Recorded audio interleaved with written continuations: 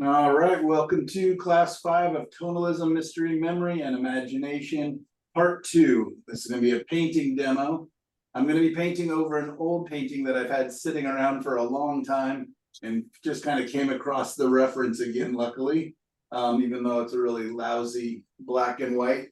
I thought I could use it. And from last week, we did all of the different color wheels and just different little experiments. And during that, showed you guys, the different kind of palettes that I've used, the primary palette, just red, yellow, blue, to the split primary palette, 2 reds, 2 yellows, 2 blues. We talked a lot about the Zorn palette, just making up our own little funny concoctions. And then I briefly mentioned the CMYK, right? The cyan, magenta, yellow. K actually stands for key, which is black. So it's the kind of the colors that your printer would use.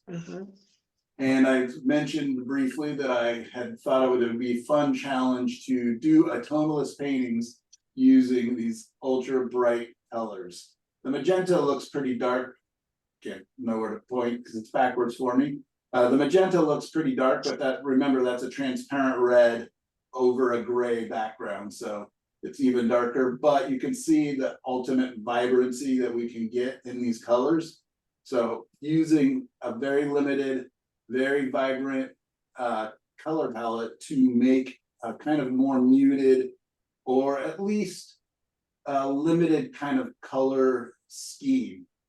The other thing, taking that to our lesson that we just had about using a high key or a mid value key or a low value key painting, I thought it'd be fun to really take those vibrant colors, try to control them, mute them down, and figure out what key I want to do the painting. When we get up, we can discuss what you guys would like to see, but I was kind of thinking a mid to high key painting. I was kind of picturing it as a very foggy early morning, kind of a lot of light kind of coming through the painting. And then I wanted to quickly show you, this is how I've challenged the students in the past, is had students do, so if you're inclined to do something like this, this is kind of the same image done with a full value range. You can really see the lights and the darks in there, to a high key painting here. Oops, other side. High key painting over here where it's all lights and just to the mids, my darks never get very dark. A low key painting where it's all darks, very few mids, and there no lights, up to a mid value where my darks again don't get as dark and my lights don't get as light. So you can see they have, even though it's the same image, it almost feels like just different times of the day or different atmospheric effects. So this is a great exercise. If you guys want to do it, I could actually give this as homework if you want me to challenge you.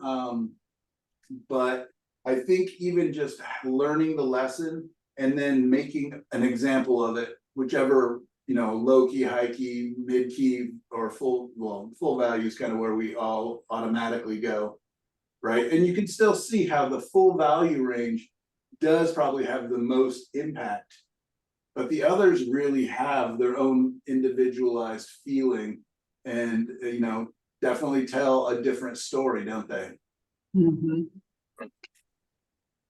All right, so how do you guys feel about me jumping up to the canvas and experimenting in front of you again with a whole different palette that I don't think I've actually ever done a painting in that palette. I've done color wheels in it. Why not? You and us. Go for it. All right. I like to say, if you're gonna fail, fail in front of friends.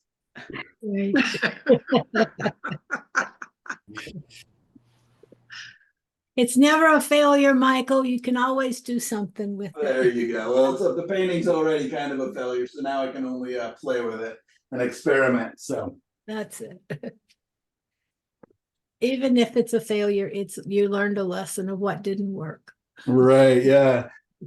So I grabbed another little color chart and value key thing that I did a while back, where it's each color just goes down to the darks.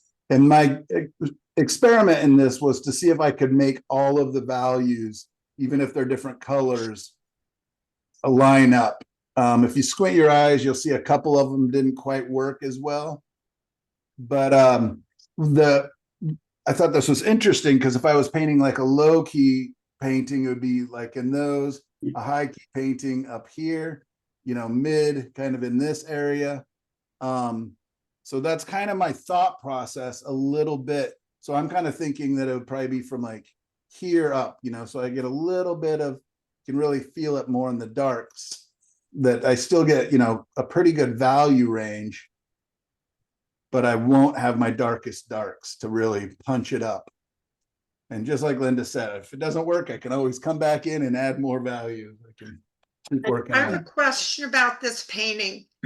Did you do a black and white and just recently put the yellow on it, or that was Yeah, black? yeah. I was actually just going to paint over it because I just kind of, it's been sitting in my studio for so long. It was a black and white.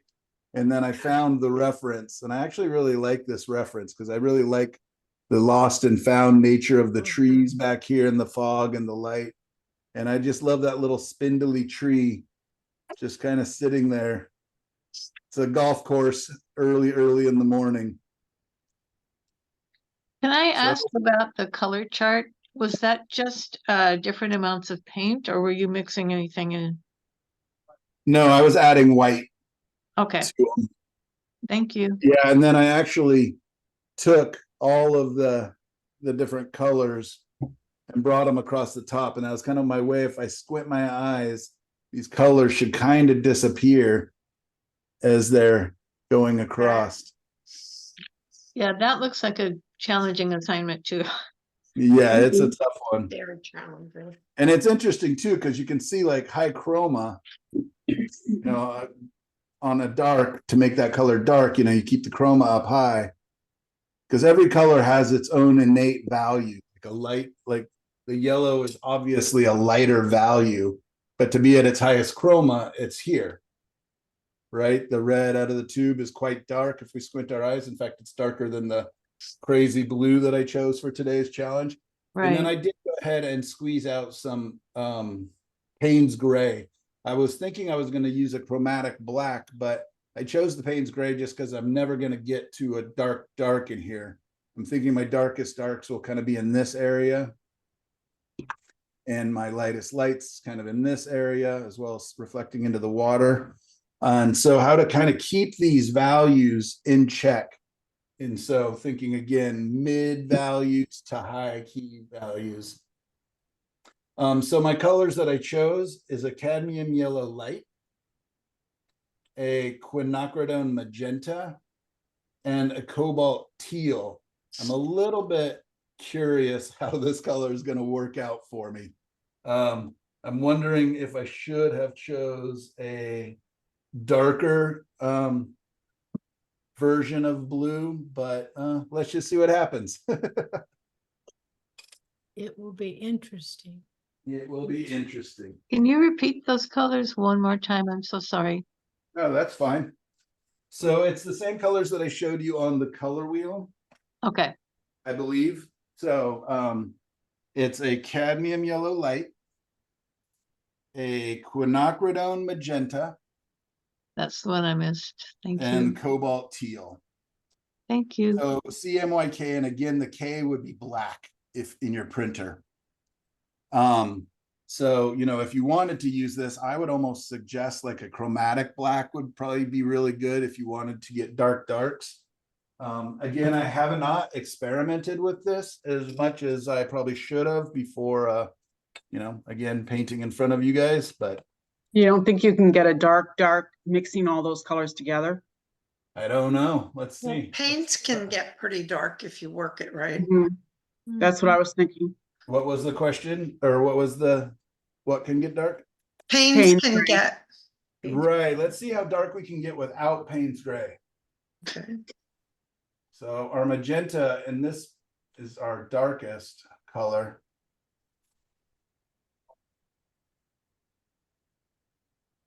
So I want to see how, so it's making a very kind of a beautiful dark purple. I'm gonna see if I add more blue, does it get darker or does it get lighter?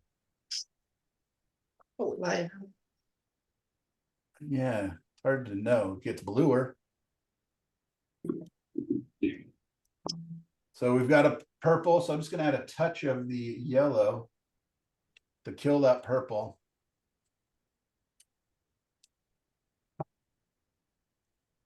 Dark. So it's staying still really high chroma. Oops, that's gonna be way too much yellow. Let's see what happens. So that yellow, because it's a high, it's a lighter value, definitely lightened everything up. Let's pull some of that aside. And let's see if we can get back to darker.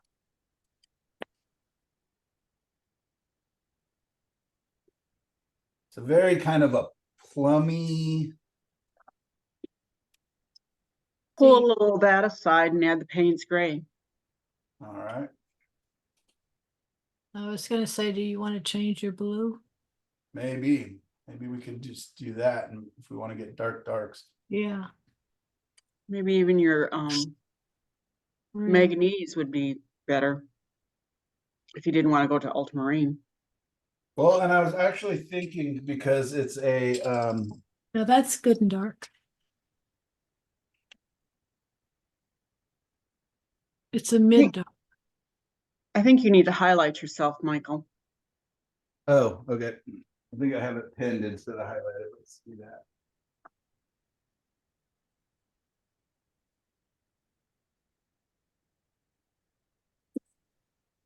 it seems to me like that yellow,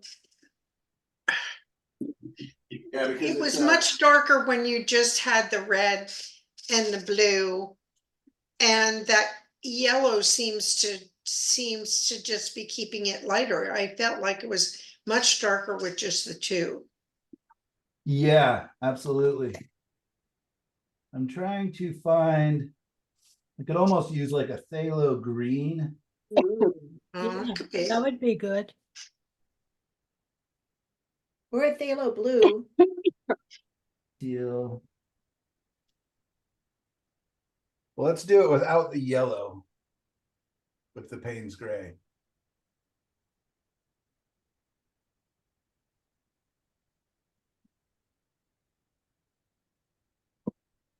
That's good. Ooh, that's great. That's perfect. That's a really good dark. Yeah, I think you can do that, use that instead of the black. Almost. Yeah, because I don't need it to get dark. Mm-mm. All right, there we got a good darkish color. So we're gonna, looks like we'll be leaning towards our purples in this example. With the yellow, that's perfect. Yeah, let's see what happens when I mix my yellow and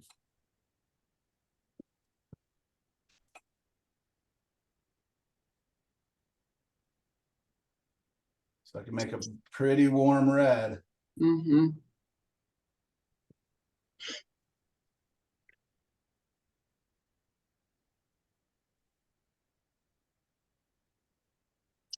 And a pretty good orange. Nice. I'm looking at all these colors that we're mixing, and they're good colors, but what is that yellow background going to do to all of them? Hopefully I'll cover it mostly. Okay. Yeah, we'll see. I know. Lots of experimenting. I'm trying to find the blue that we used in last week's demo, and I thought I had all the colors out still, but I'm not seeing. Did we use a phthalo green, do you think? I thought, no. Or is it It is. transparent? Ultramarine blue, I think. I think you use the phthalo green to demonstrate a nice turquoisey water Aha, color. phthalo, I bet you it was phthalo turquoise. Yeah. All right. Let's pull that aside. You get to get played with later. So now it's going to be a much darker blue. which should have the same qualities, but I believe that that cobalt teal must have some white added to it. Yes. Cause I almost think we should look at the makeup of them really quick. P28. No, different. So Michael, what makes a phthalo color a phthalo color? I guess phthalo. I don't I know. don't know. I just thought, what is that stuff? Yeah, that's a good question. All right, so now we got phthalo turquoise, much, much darker than the cobalt. I bet you were gonna have a lot more range and fun.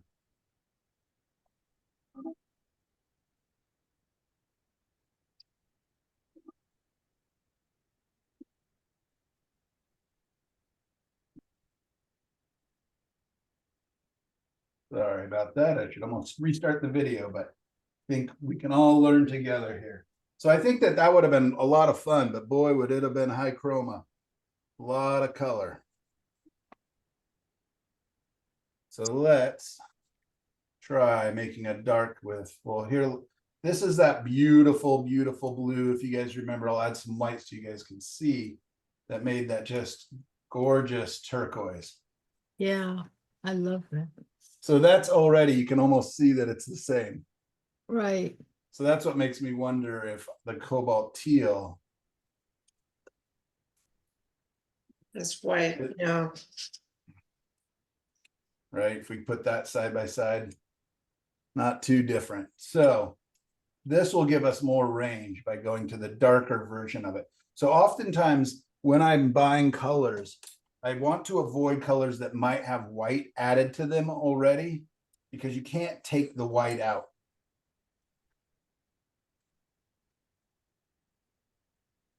All right, so let's take our, get rid of this too, no more cobalt steel. You've been replaced with phthalo turquoise. I just And looked it up. It's called phthalo turquoise mixture. The phthalo is from copper cyanine, something or other, Okay. something I can't pronounce, but Rolls think of right off the copper. tongue. So, yeah, Because that's it's That produced by a color- reaction of copper, urea, ammonium, and phthalic anhydride. yeah. That's the color copper turns when it's out Yes. leather. Yeah. I love Yes. So Ooh, I'm sorry, green. so that's phthalo turquoise that you're using? Yeah, it's called phthalo turquoise mixture by Gamblin. So, Okay. yeah, now it's much darker, Mhm. dark. Mhm. Right. So now we know we're going to get a lot more color range. And then we already saw that when I mix my red and my yellow, I can get some, even though by mixing the red and the yellow, I can get to what feels like a nice red. Are you gonna try for a green in there? It should be pretty easy. I bet you I can get a very vibrant green, but yes, thank you for reminding me to test that. So there's my phthalo turquoise. Oops, not white, yellow.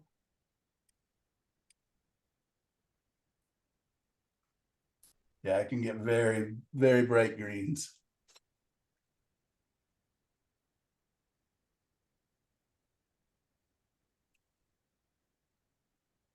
Which would be kind of funny because I wasn't thinking really greens in this painting. So let's add a little bit of the red and see what happens if it dies down pretty good. Yeah. Mm, Oh, that's pretty. That's Nice. better. yeah.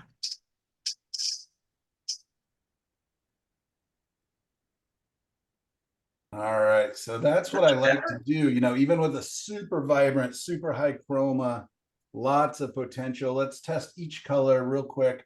I'm just going to take my quinacridone magenta and add white and see what happens to that color. Gorgeous. Hollyhock color. Let's get our yellow. Add some white to that. All right, it just becomes a very cool but light yellow, which I think could work. And we already saw the brilliance of the phthalo turquoise.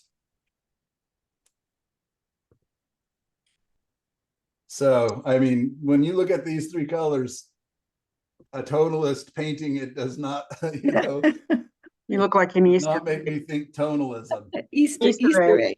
Yeah. Yeah, Easter egg, exactly right. add some white to the Payne's gray for grins.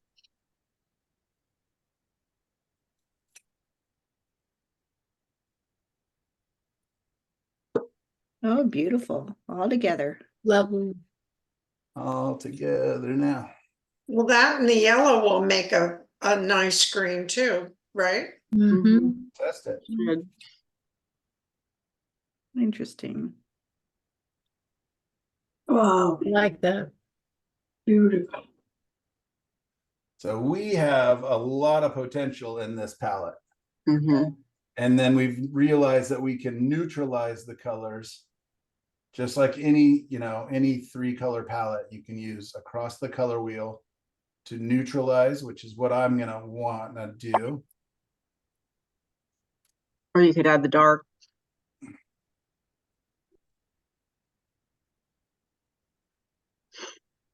So yeah, we've got a lot of range in here. We can do a lot of damage, what we're after. The Let's try yellow in the Payne's gray, if you put a speck of red in it, you get a wonderful shading color.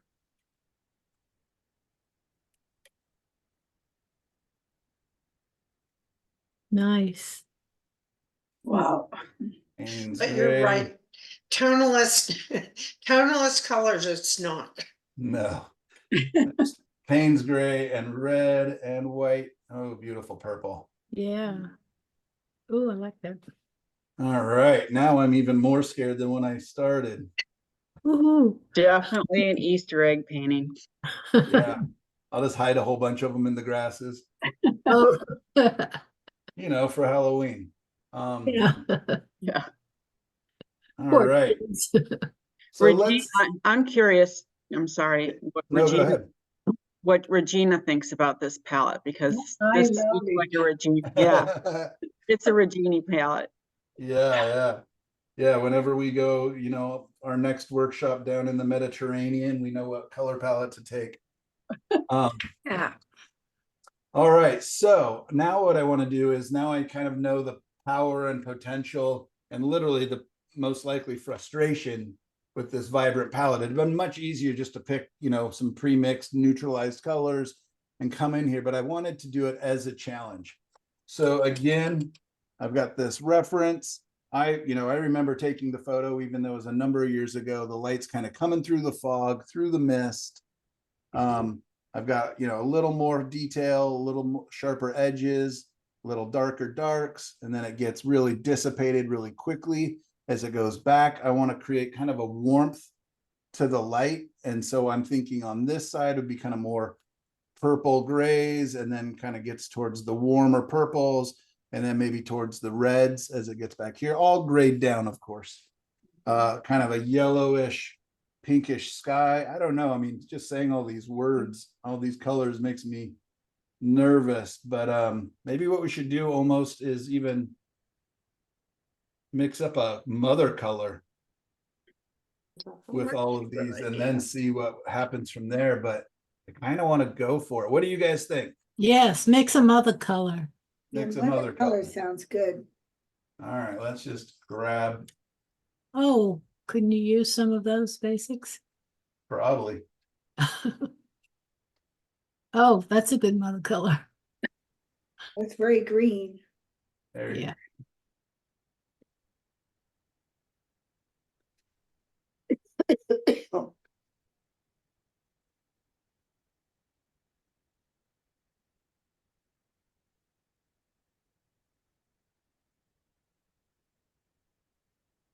There you go. That's nice and neutral. Yeah. Yeah, it's kind of a plummy, dirty, Right. grayish. We should all work for Crayola. Right. Yes. Reminds me of people who have to name candles. Yeah, or ceramic glaze, that's the other one. Would love to be in that. Well, you know, Crayola's here in Pennsylvania. I've never been. I was gonna take my kids and it never happened, but it's about 50 miles from here. Never too late. Yeah, Oh, yeah. the brainstorming sessions have got to be good. Right.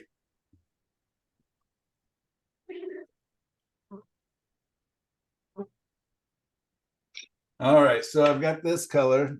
I can see what happens when I start to add other colors to it. Let me clean off around it again, just so we're not. I'm just using a big glass scraper there to get as much of the paint off. There's a little bit of texture to this board, so the scraper doesn't work as well as it does on my normal palette, but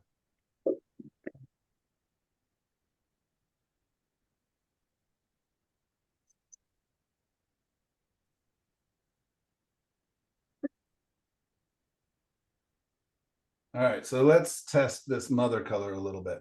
It's kind of a neutrally plummy.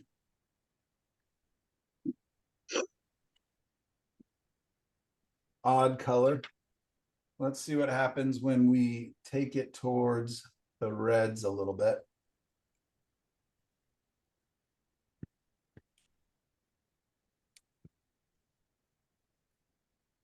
Magenta.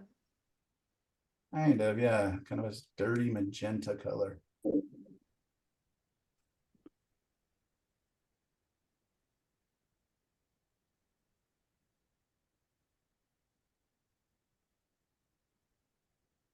Kind of like where that's going. Ooh, look at that. Like that. That's a nice warm, Or almost like a dark yellow ochre, A red ochre. red ochre, yeah.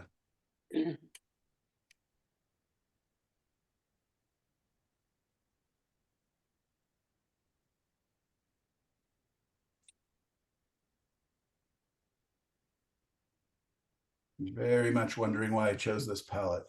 Getting more No, nervous. my tonalist heart is warming with this. It's warming.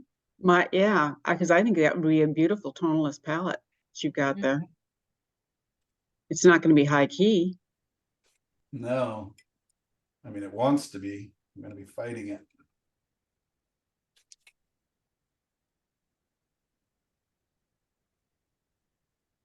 yeah, it's pretty bright. Yeah. Let's see what happens with just our neutral. So our neutral is leaning towards purple, which is kind of what I want.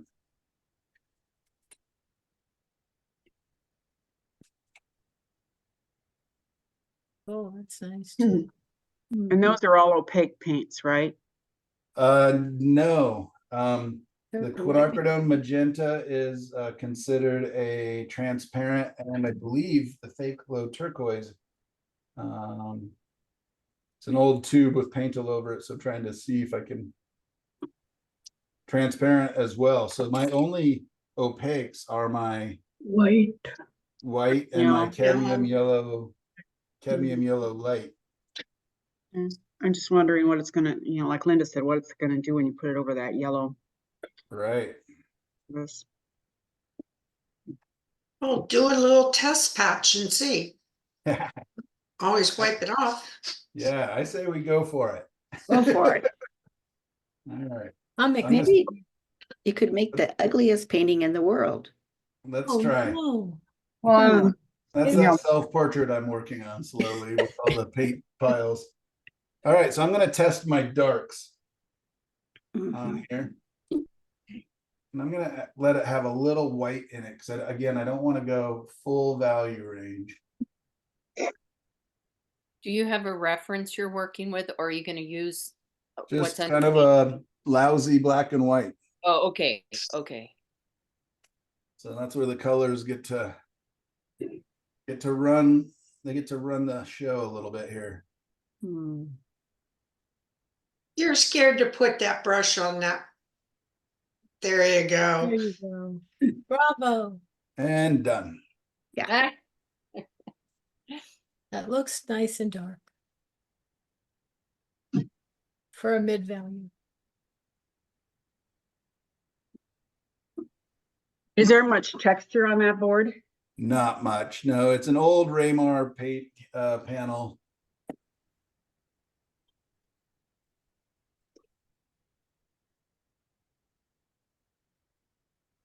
So I'm trying to not let it get too dark. Mm-hmm.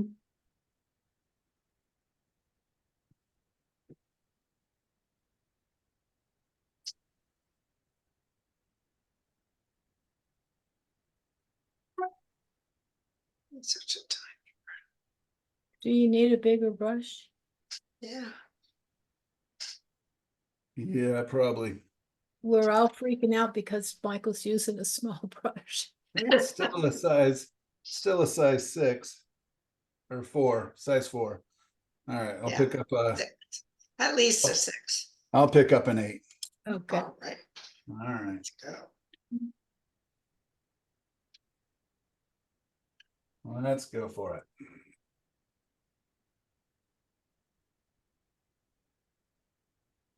So my darkest darks are here and here in my estimation.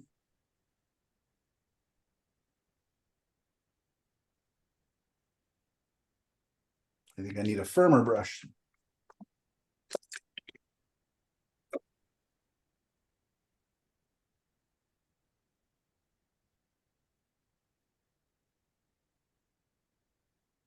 Those are you. All right, here's a good size 8. Yeah, that one's the one I just was using is a synthetic bristle, so it gets really soft. So it's not great for just covering area. So let's just get in and cover.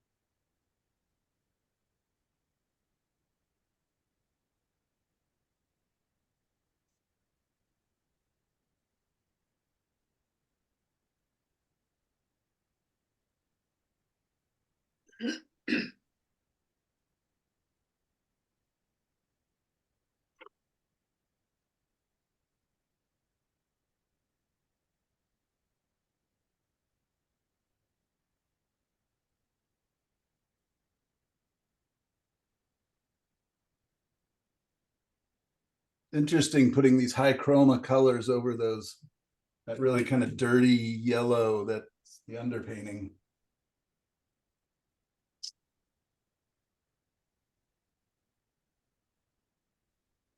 Do you think, What possessed you to use that yellow?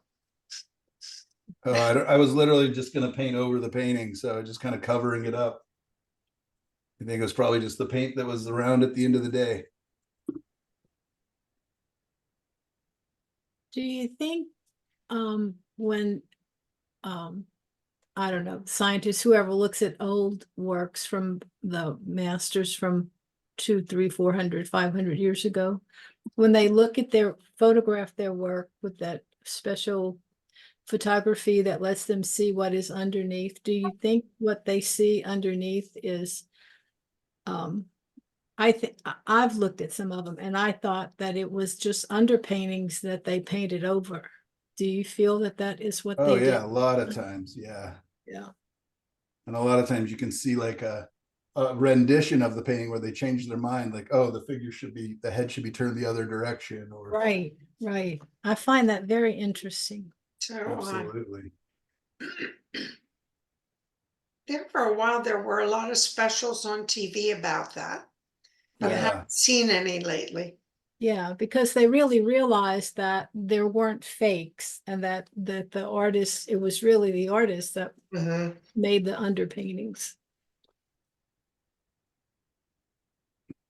And they found too, like if they were in schools, that, there'd be like one section where it was done by the master, like had come around and just painted over the Yeah. top of the student's work.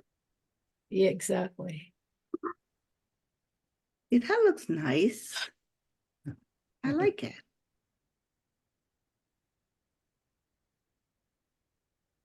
Yeah, this is going to be beautiful. Another Michael masterpiece. That's right. Yeah.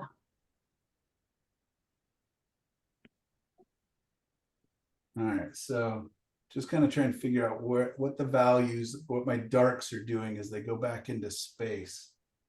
And in this case, normally they would kind of get cooler, but I kind of want my light to be coming from the back, Behind you, you mean? behind this, yeah. Oh, okay. So it's a backlit painting. Backside lit.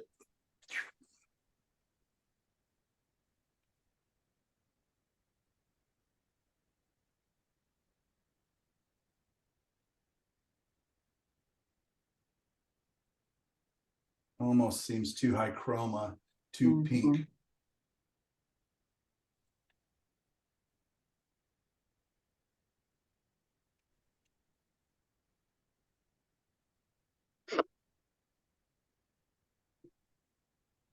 So I want to make sure that it's a little, even though this isn't going to be such a dark area, that it's a little bit darker than getting into here.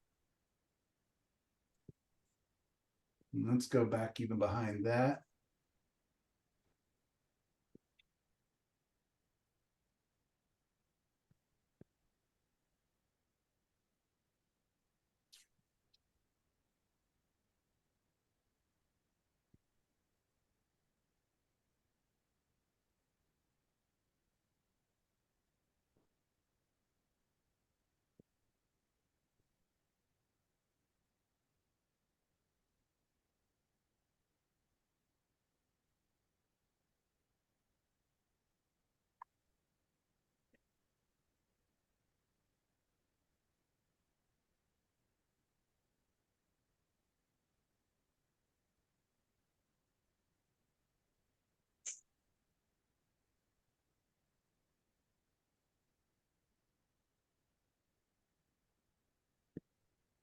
Yeah, and I won't really know how these colors are reading, because right now, because of the yellow, right, they're all reading as super purple and blue. Mhm. I'm hoping once I kind of get it covered, that these colors are reading more as these grays, and they're still purpley, but they're not nearly as vibrant as they appear here. I don't think they will be. I think they'll be what you want it to be, is what I'm saying. I'm kind of reserving judgment until he turns the light off. Because sometimes we can't see that Right. Until I turn the painting around. and do the back. Yeah.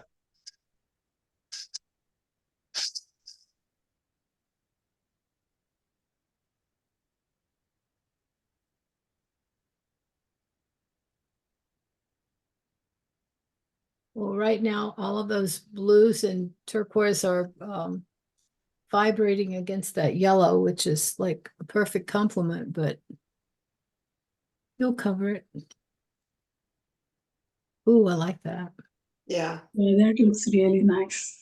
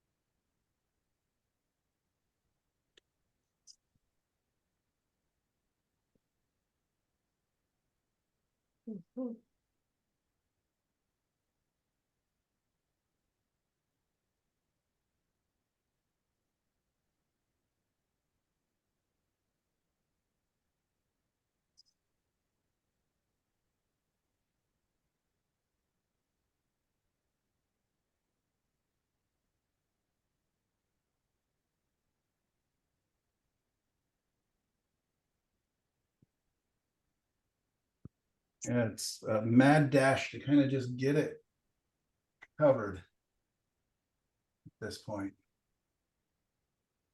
And then I can come in and really hopefully start turning.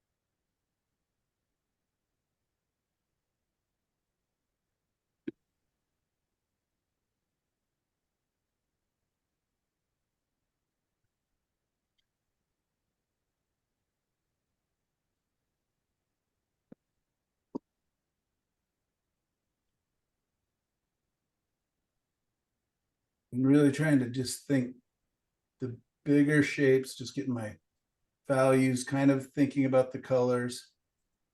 And again, I'm just trying to get it covered. Even though I'm painting a little bit more impasto, a little thicker than I normally do, still, I had so much fun last week just painting that kind of slapdash, crazy color palette. I kind of think I would like to try to see if I can't capture some of that energy in this.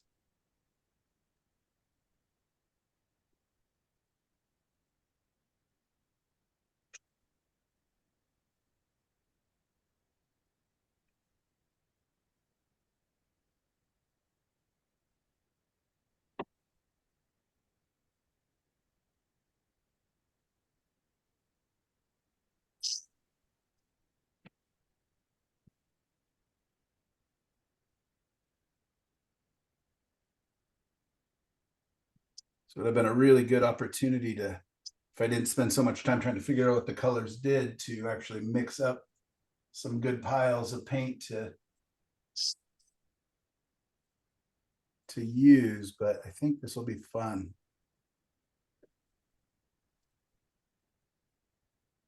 Maybe more fun for me than the viewers in this one. And by fun, I mean terrifying. I think we all enjoy watching you figure things out. Yes, Yeah. Definitely. as long as you say, talk out loud while you're figuring it. Oh, you can't hear in my head. It feels like Oh, yeah. I'm screaming. No, we don't want the screaming, but we want to hear what you're thinking as you're going along here. Gotcha. Yeah, I'm just kind of looking at, again, the values, you know, the lights and the darks, and trying to figure out how much temperature shifts. Like this feels really red right now. And I'm trying to figure out, like, can I get away with that, or do I need to come back in and cool that down? Part of me is like, well, just get it covered and then you can adjust it. And, you know, there's always that, oh, I'd love to put down the right color right away.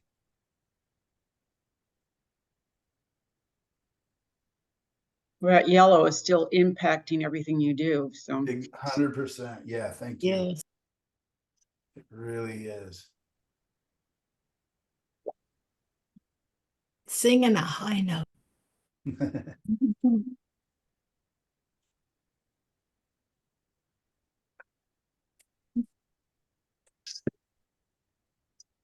Think about it. Color is vibration, and vibration has sound. So it does have.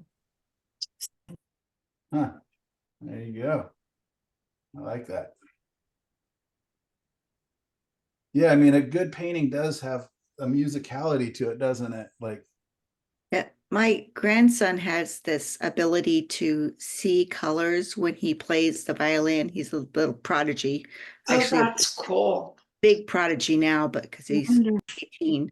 But yeah, he thought everybody could see colors with music.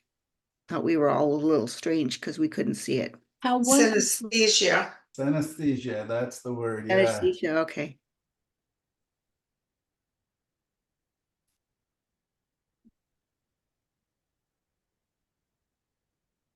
Hmm.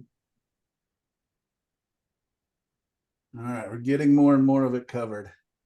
Yeah.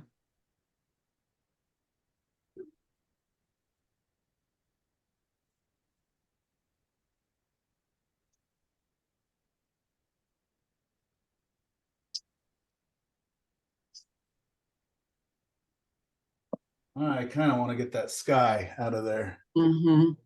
So let's see. What are you gonna do with that? I'm gonna punch up the contrast and cool. Well, I kind of want yellow, but now with all that What time of day is this gonna be? sunrise Sunrise. or sunset, it might end up being, since it's so vibrant.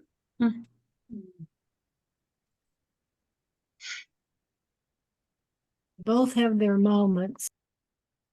Right.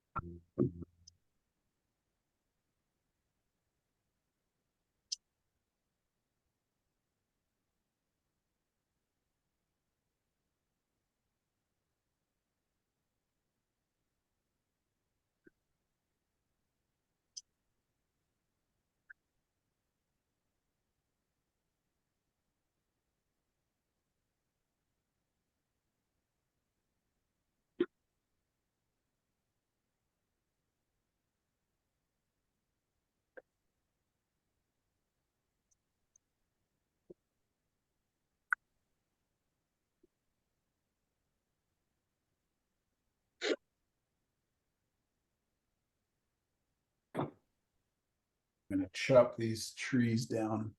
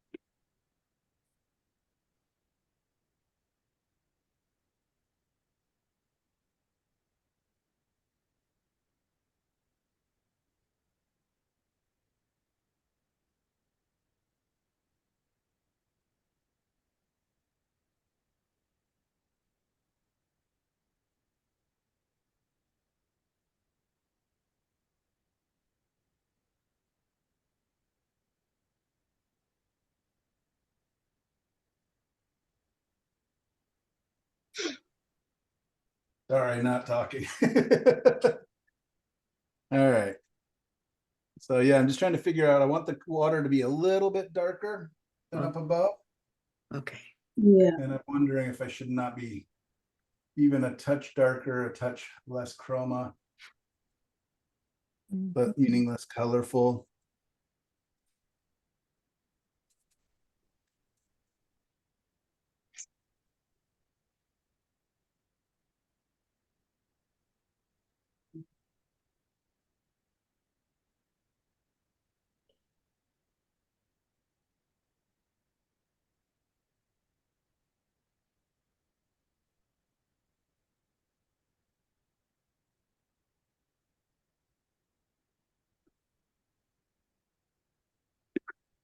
Yeah, the colors are just so vibrant. And as soon as I add a dab of it, they really jump.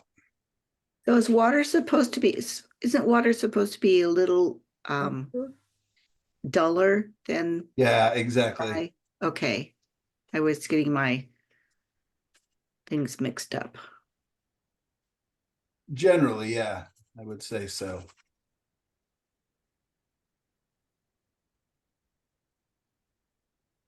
I guess it follows the rules for reflections because that really is a reflection of the sky. Right. So, well, reflections are a little darker. A little darker, a little duller.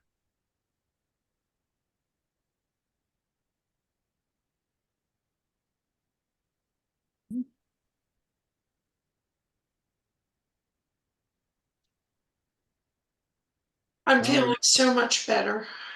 Yeah, get rid of that dang weird yellow.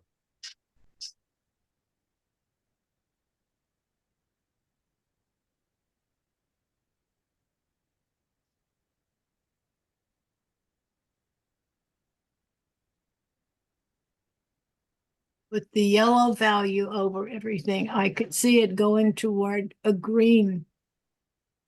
Oh, green values. That would be interesting to do it too with all green values. Yeah, that might have been smarter. I know, I was thinking gray. Of course, That everything might have been is smarter gray. too. Well, there'd be a lot of gray greens and all the grass and the trees Oh, and yeah. stuff. Yeah. Yeah, I mean, you kind of see how it did get grayer though, once I got the yellow kind of As soon- covered. Right. Yeah. So I'm gonna come back in and fix some of these colors and, you know, resolve some of that, because this is kind of an important part of this painting. And then that light will help me. Let me clean up my palette a little bit to Okay, I'm kind of drawn to the blob in the middle. What is that? Is that another right now tree? it's a turkey, I think. Is it the turkey? Might be a rooster, might be The just really, really, really big one. Yeah. Say, anybody want a rooster? I got a rooster that needs a new home. Who said that? Barb. Try your stew pot. Oh, yeah, well, that's the next step. Rooster and dumplings. Rooster and dumplings. I don't think I want to tell my grandchildren that. No, don't tell them, because I used to ask Mom cooking questions and she would say, well, old chickens, you cook longer. Oh. I have a friend that used to, the kids ask her what was for dinner, she'd say a dead chicken. Oh my gosh. It's like, oh my goodness.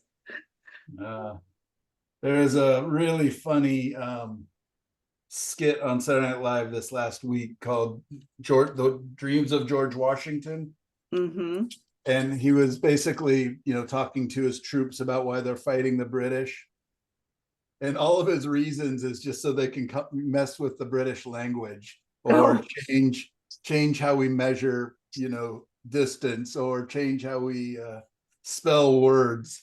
Oh. And one of the things is, and like, we're going to come up with two different words for the animal and when it's food. So cows become beef and pigs become pork. And one of the guys is like, what about chickens? He's like, nope, chickens are chickens. Fish is fish. Fish is I guess fish. that could be seafood. Yeah.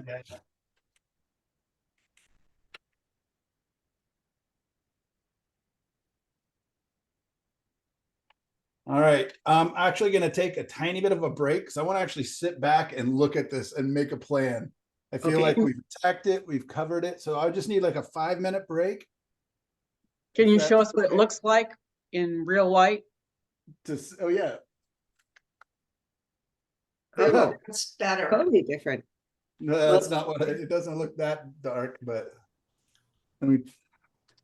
That's all right. It looks a little bit more natural. Definitely earthier. Yeah. Like a low-key painting, I like it. or like me. Yeah, I went to a low key painting. I forgot I was doing a high key painting. Ah, depend on the light, I think.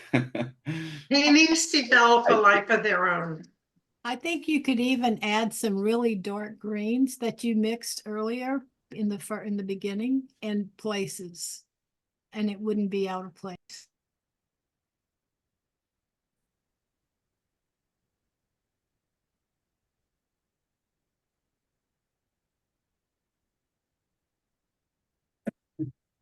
I get myself in trouble when I paint thick really quick.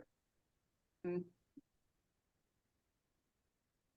like the bushes and the way the grass and everything, the distant and the foreground, the midground. You've got all that perfect.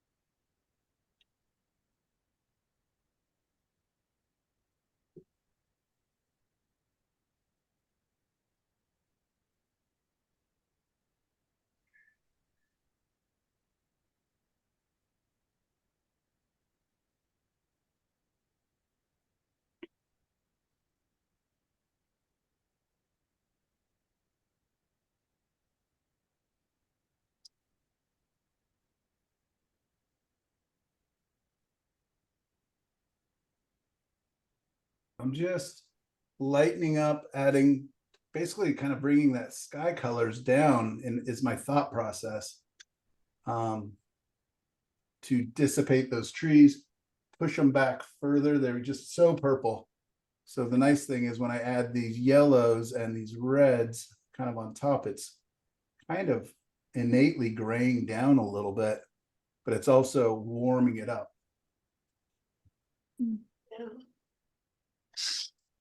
Hopefully. I like the fact that you added another layer of distance in it. Yeah, it's really diminished.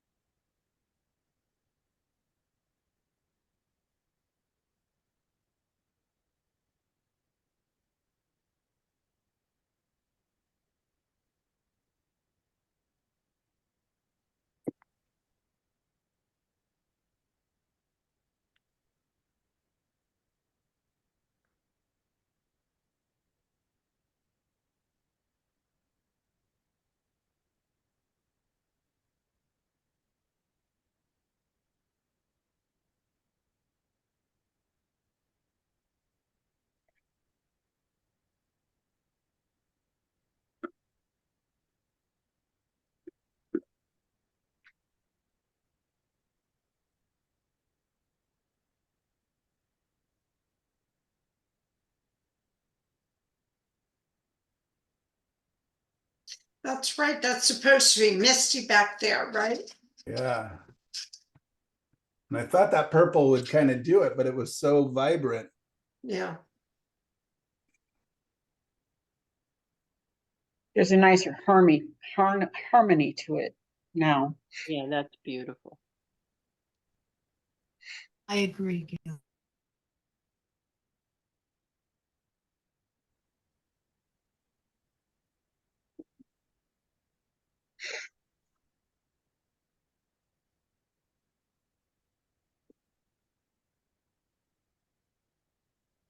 It is fun to paint wet into wet. You know, you just got to change your amount of pressure, then, you know, the amount of paint you add changes. And it's a good challenge, especially for somebody like me who relies on scrubbing and glazing so much. They're good exercises and reminders that, you know, oil paints are so versatile. They can be painted, you know, thick, thin, transparent, opaque.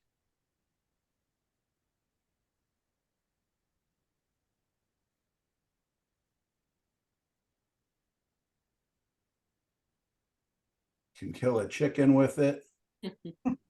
Mhm.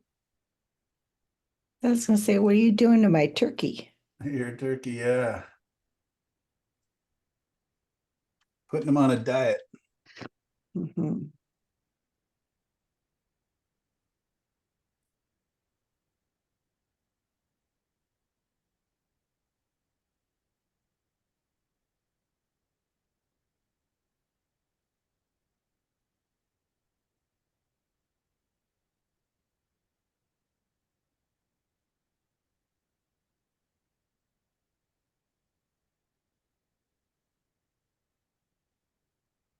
Woo! That feels better. Sure does. Yes.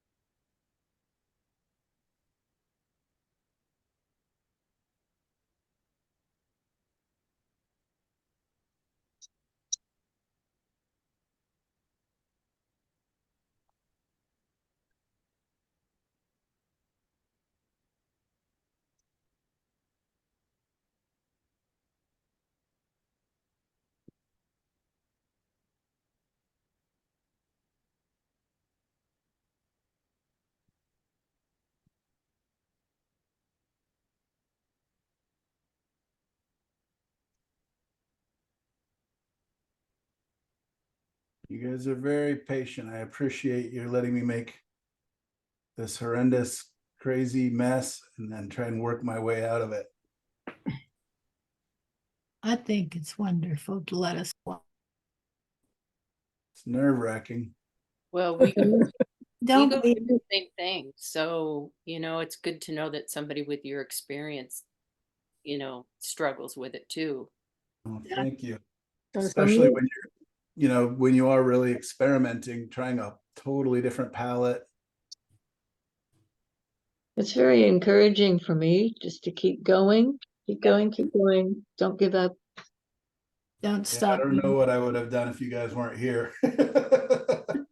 You'd have quit a while ago, I think. Yeah, I picked up another painting. I don't know.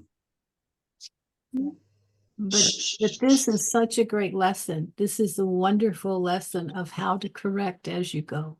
Mhm. yeah, Well, especially because I don't know how many paintings I have that I want to paint over, you Yeah. know, that have been sitting around. Yes. And it's like, okay, that's how you can do it. Yeah. I just keep thinking of that phrase, the adolescent phase. Yes. They're all going to go through that, and that really, really helps me. Yeah, definitely. It's got to go through its awkward years here. Especially again, yeah, because I'm making all this up and I'm making it up with a palette I don't understand. So I'm learning on the job here. Think it's wonderful. I mean, just, I had so much fun last week just doing that crazy color palette with the pink and the gold green, and I actually really liked the painting, that how it ended up. Just probably because it's just so different. You know, you kind of end up with piles of paintings that look kind of similar, and you get nervous that, am I just playing it safe? Today and last week, I am not. Whether this is going to be a high key or a low key painting, the whole lesson.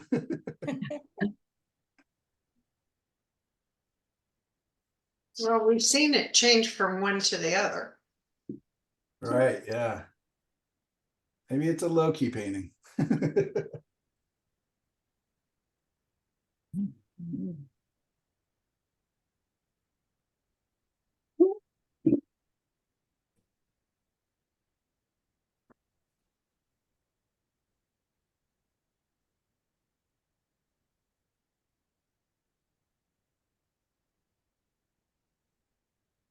Those are great little touches of jewel colors in there in the background.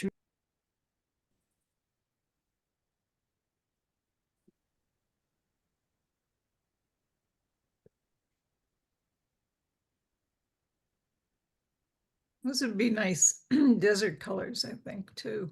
Yeah. Agree.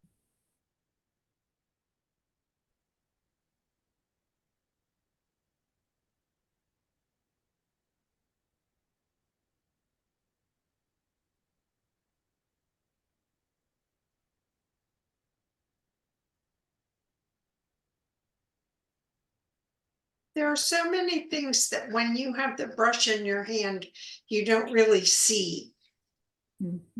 But when you're watching somebody else do it, you can, pick these things out, little things. I picture all of you guys just quietly yelling, do that, fix that part. Why do you not touch that part? It's so bad. No, I really don't do that. I just love to see it unfold. Yeah. Just Much more watching it patiently. much more Exactly. zen than me.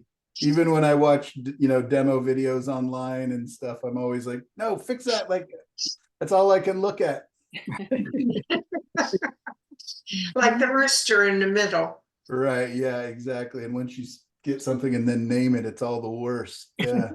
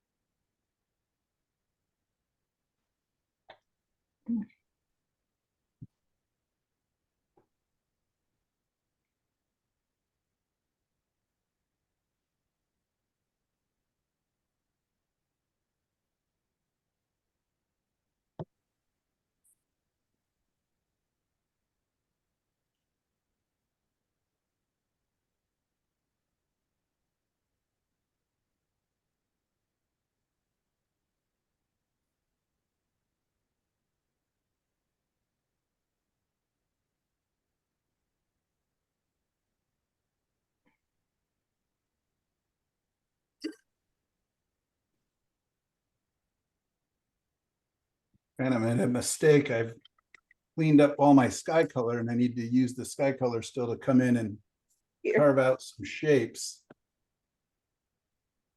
But luckily, it's a limited palette.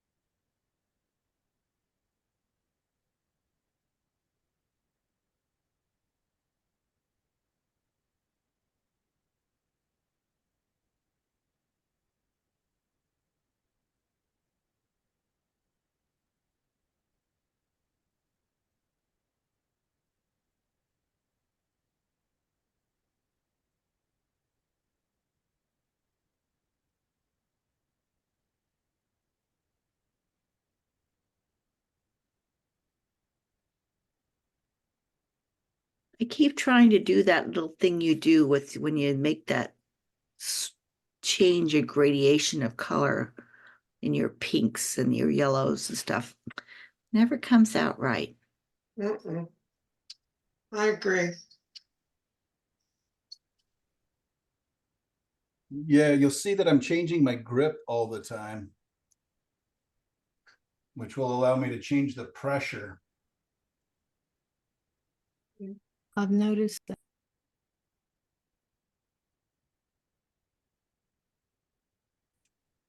I want to learn how you spin your brush around like that. That's cool looking. Yeah, it's a matter of holding it in your fingertips mostly. And then like my other finger is actually like rolling it.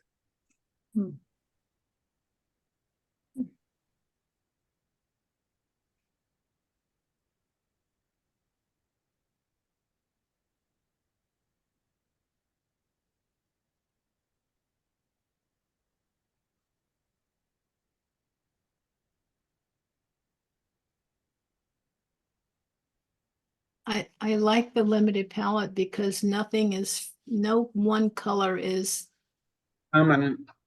really dominant. Mhm. Mhm. Yeah. And in the end, they all blend. There's harmony. Your grandson can play his violin. That's right. He's off in music college right now in Boston. So Oh, cool. At age That's 16. exciting. oh, no, he's 18. He Uh, started in the winter time when he was 17. But yeah, Is he at I never heard Juilliard? of No, what school? Berkeley What's School of Berkeley? Music. Oh my God, yes. I think that's where my daughter's roommate moved to from her Oh. school in Boston. My son went to school there. He graduated from Berkeley Oh, really? in Nice. Boston, yeah. It's a great school. It really helps everybody. Like some of the conservatories, they take the students and make them all sound the same. Mhm. But Berkeley is really unique, kind of like Michael, like pushing you to find yourself and your own way of expressing yourself and bringing that to the best level you can. It's That's- very cool. That's pretty cool. I'm always saying I'm just like Berkeley. I thought it was an extension of like, like Berkeley in San Francisco. Yeah, I was thinking about that. Yeah, totally different Totally different. and spelled differently too. Yes.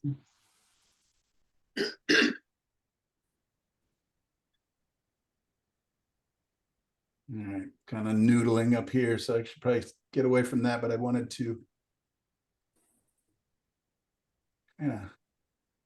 carve into this tree, get rid of the little golden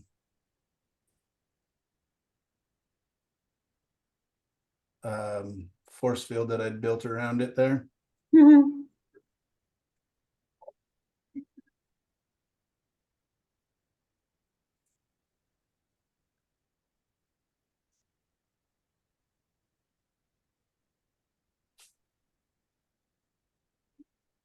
But yeah, now these darks are really feeling dark here, but I'm not sure if I'll knock them back or what here. Let's have fun with this tree, even though it's not normally the progression I would do. I like the lacy feeling you're moving toward with it. Thank you.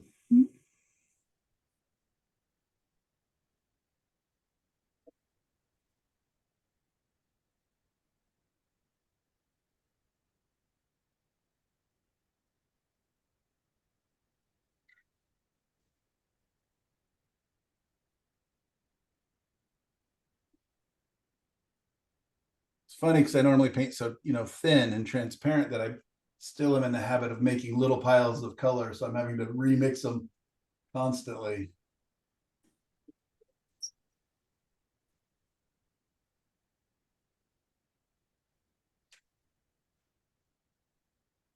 Let's see if I can get away with this craziness here.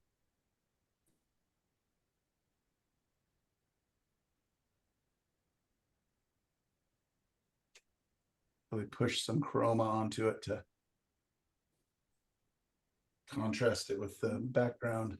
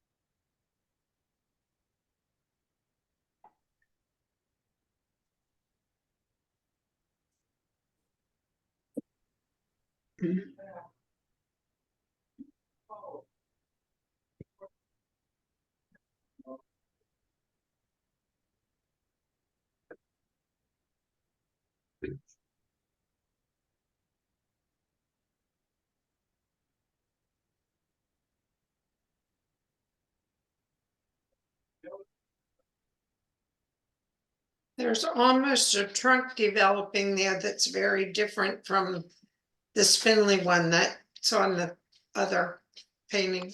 Here, Yeah, and I Yeah. like that better than the spindly one. Yeah, so do I. It suits the whole feeling. Mm-hmm. Look how the limb on the right is coming out toward you, the bush on the top is. Mhm.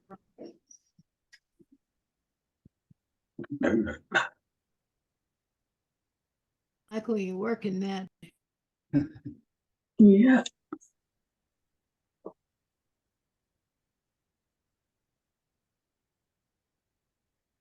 maybe you just gotta believe. It's good.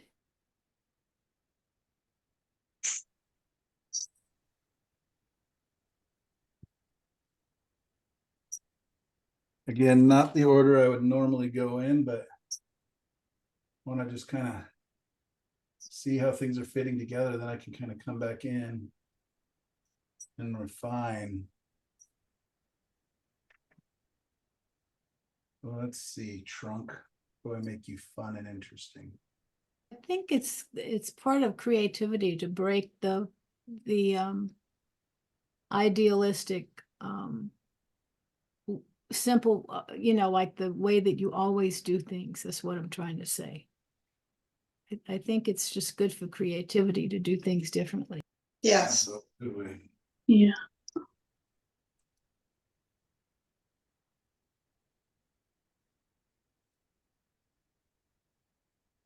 I think it also allows you to bring your own sensitivity to what you're doing. Exactly. Well, and even if I never paint like this again, I've got more tools. Or I know what not to do. Just as Mhm. important.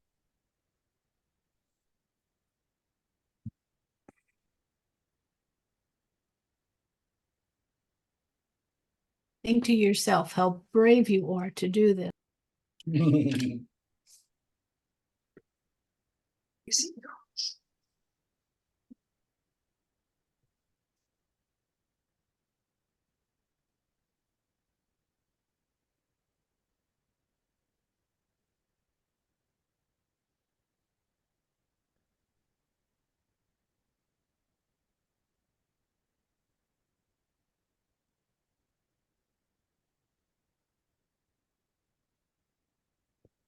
So now I'm gonna get into the water. Go for a little swim. If I don't come up, that means I have kind of an idea. And since this whole painting is an experiment, I just want to try something here.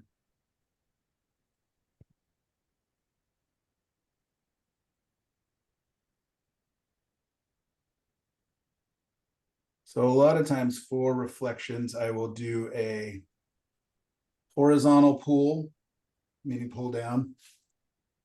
And then, vertical pull downs and then horizontal pulls across. For some reason, forever and ever, horizontal and vertical are the ones that get messed up in my head the most.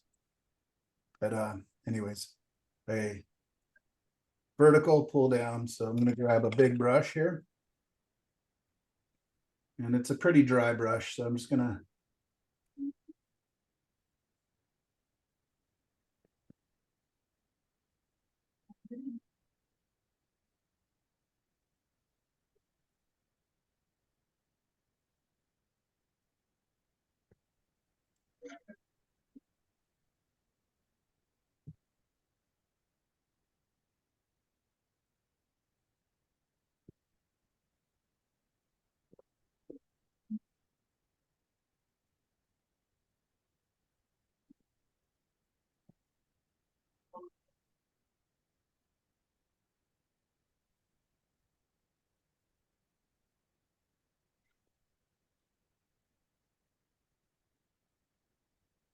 smarter painter would literally be leaving these colors behind, like the sky color.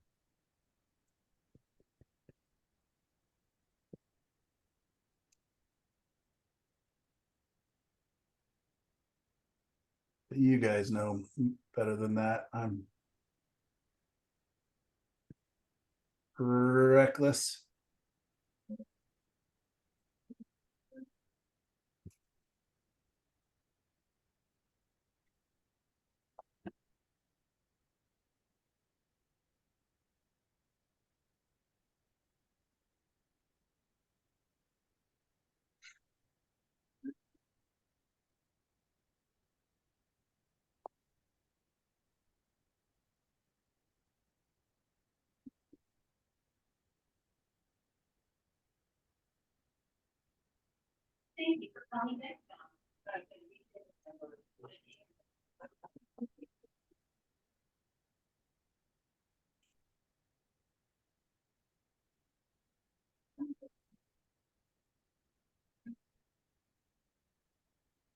Go ahead and grab a great big brush here and just quickly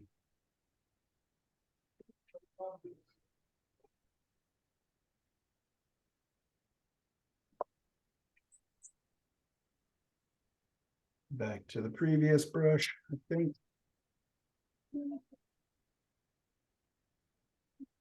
And let's refine some of this now, some horizontal.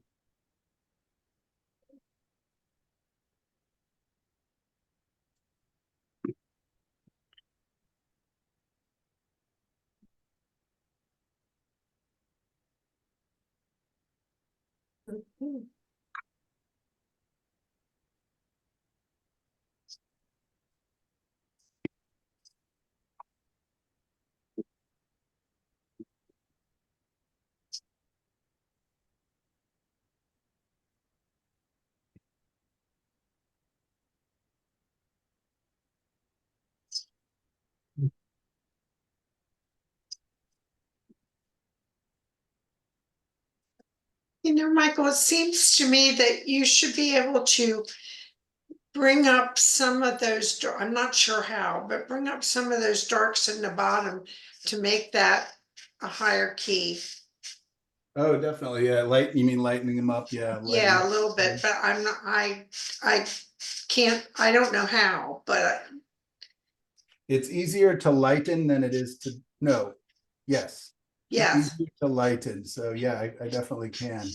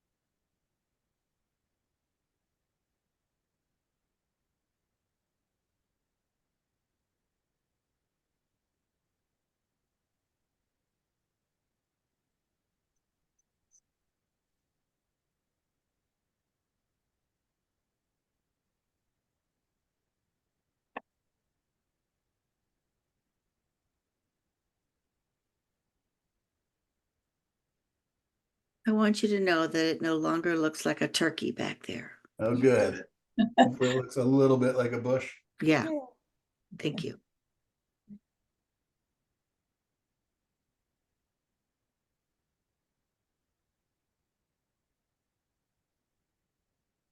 Not that there's anything inherently wrong with turkeys. No, Good point. I think this is a beautiful, successful paint. Yeah, I agree. I agree. I wouldn't have bet on it in the beginning. I knew he was gonna do his math. have the fryer. I surely did not. I was pretty terrified. All- I have confidence in you, Michael. I appreciate that. We all do, Yeah, yeah. absolutely.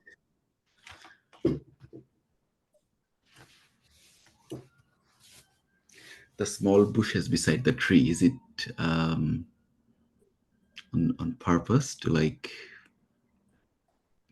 improve the design, like small versus large, or like Did you Yeah, put and I'm any kinda trying checks to- downstairs? Create like pushing it back a little bit further. Yeah, Yeah, and a little bit of debris. I just don't want to have this golf course back here. you mean deposit it? Okay, Uh, okay. I mean, I'd have to go to the bank to cash it. no, I meant. Yeah, Can you hear you, Michelle? I'll make sure I try to find out which invoice it goes to. What's bank account number, Michelle? Oh, okay. Okay, Let's see if I can. mute it. There we go.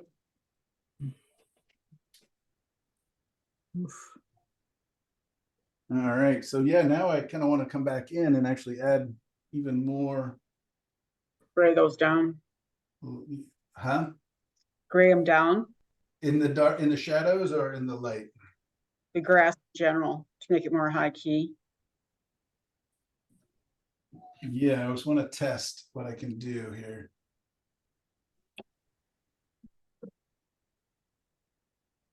To know if those highlights are reading.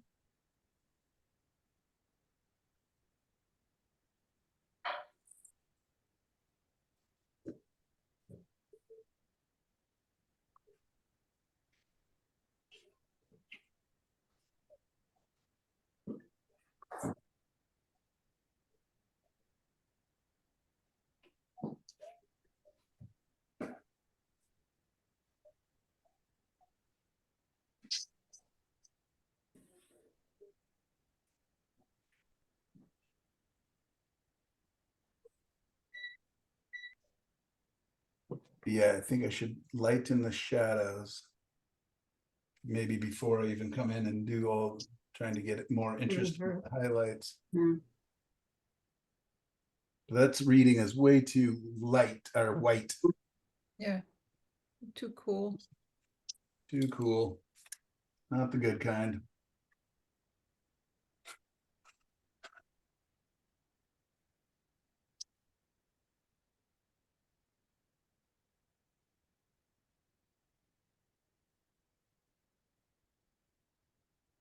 Let's try pushing back first.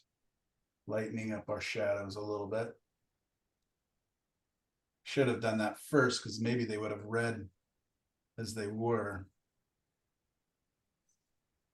Because those shadows will have reflected light from the water. That's true, yeah. So that would help, that would be a reason to bring them up.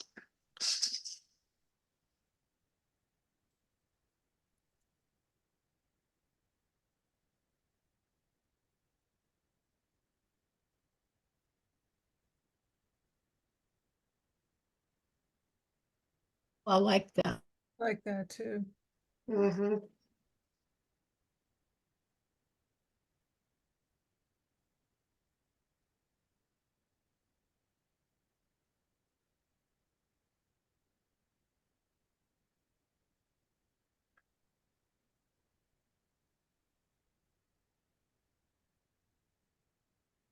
Mhm.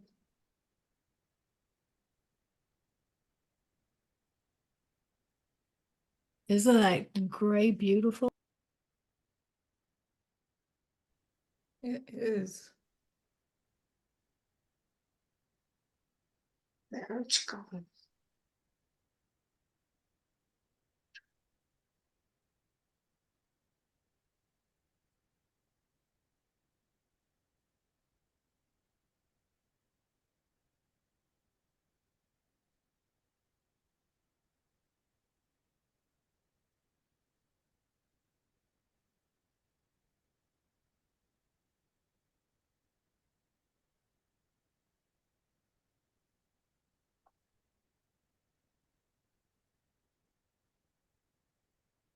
That helping key it up a little bit. Yes. Yeah, it is. And the harmony actually is better too. Yes.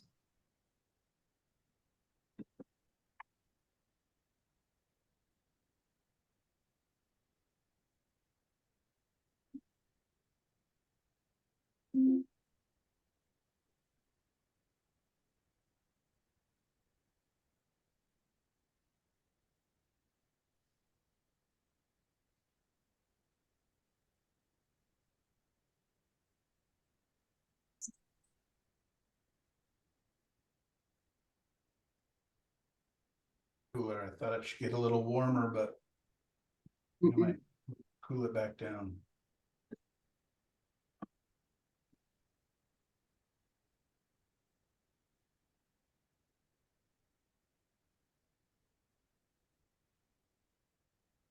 The cool is harmonizing with everything. That's interesting. You wouldn't think it would, a cool gray all of a sudden.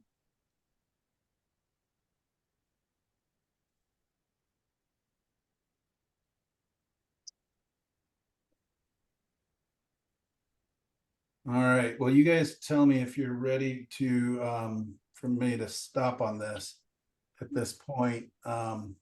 We can talk about your guys' works. It's already after 12. And this definitely took a little bit longer. Not that it's taken that long, it's just a little more experimentation than I was anticipating.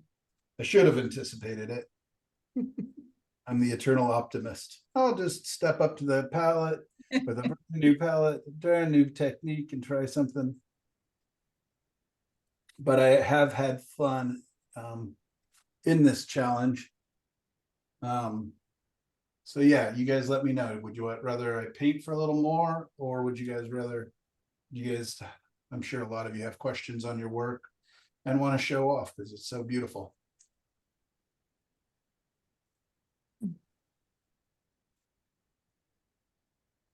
Well, I think we want to see you paint. I only have one question, and that is, does that turkey come with mashed potatoes and gravy? The whole painting is mashed potatoes. I really need to. Definitely. Hungry. I really shifted the key of the painting. Sure did. Yeah. It looks like a sunset now, and it looks like the sun is rising behind the trees on the left. I Being think. more like a, Yeah. Yeah. like a sunrise. Light, just beautiful, diffused. Oh, it's beautiful.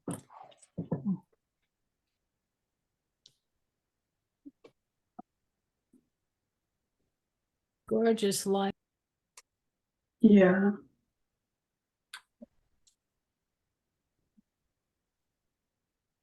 Yeah, and we've seen you get that foggy effect with glazing, but I can't remember seeing you work it up wet like that. Yeah, Yeah. it's definitely fun and doable, and it just takes a little more planning. Well, obviously not.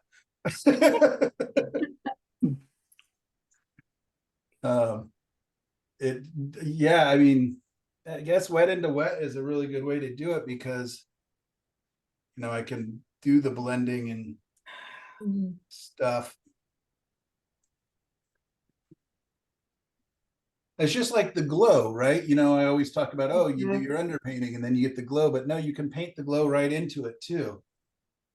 It's the same principles, when you're talking about glow, it's warm versus the cool, it's the light versus the dark, it's, everything's about that video you guys shared, the color relativity video. I think Meg shared that. I've been watching that guy for years, since before he worked with that company. He's works in film, and yeah, he puts out really good, thoughtful videos.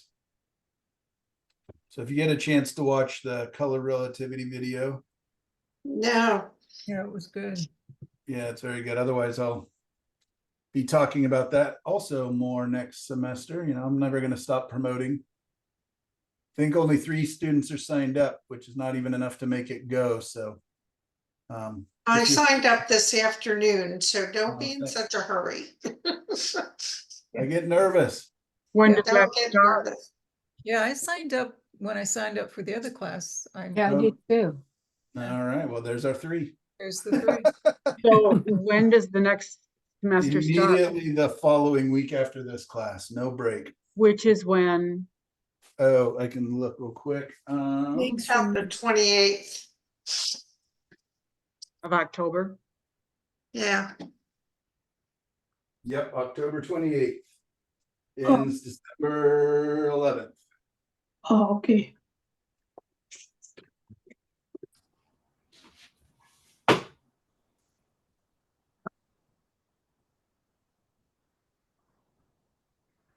So how are these grasses reading? Does it feel like the light's kind of coming it looked across? good. Mhm. Yes.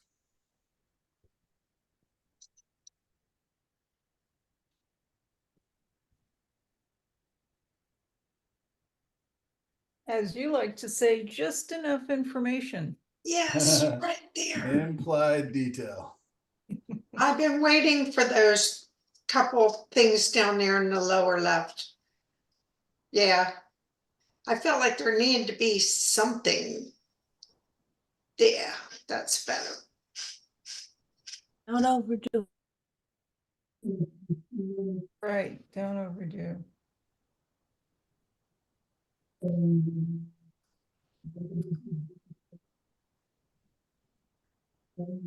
Trying to create kind of the transitions where the shadow and the light are meeting. I'm kind of having fun with this kind of pinky purple color as kind of a transition color to soften.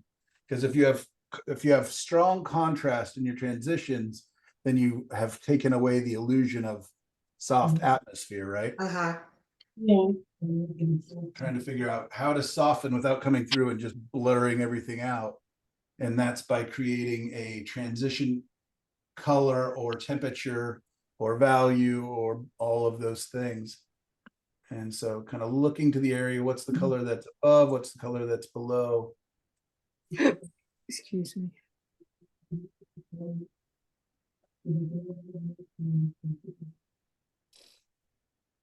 So should transition colors always be in the same hue?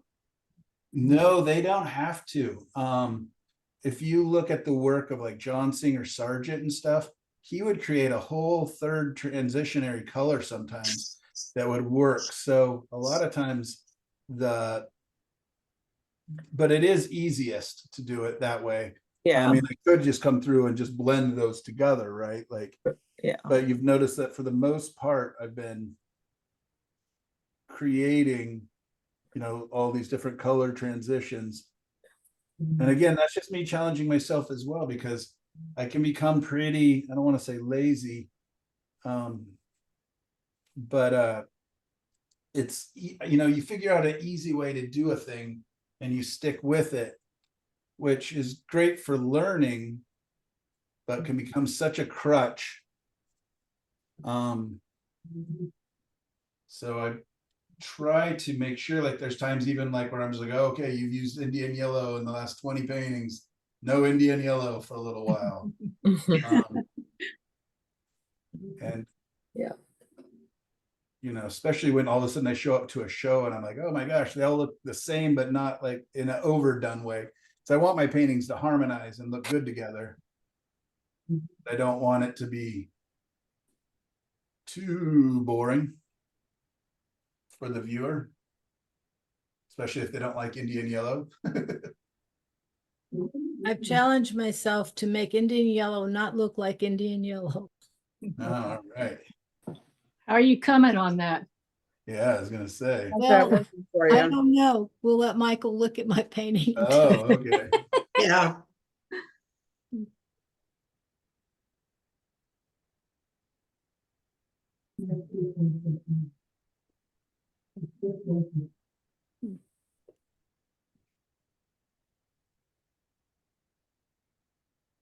I would love to see a screenshot at about 4 different places in this process. Just to see how radically it's changed.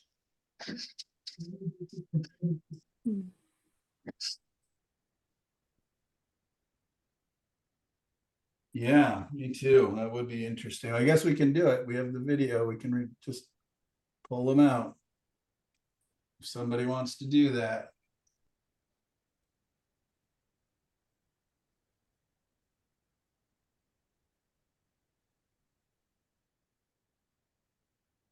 That sounds like a job for Hassan. Uh-huh. Yeah, I was That's kind what I of was hinting thinking. at that.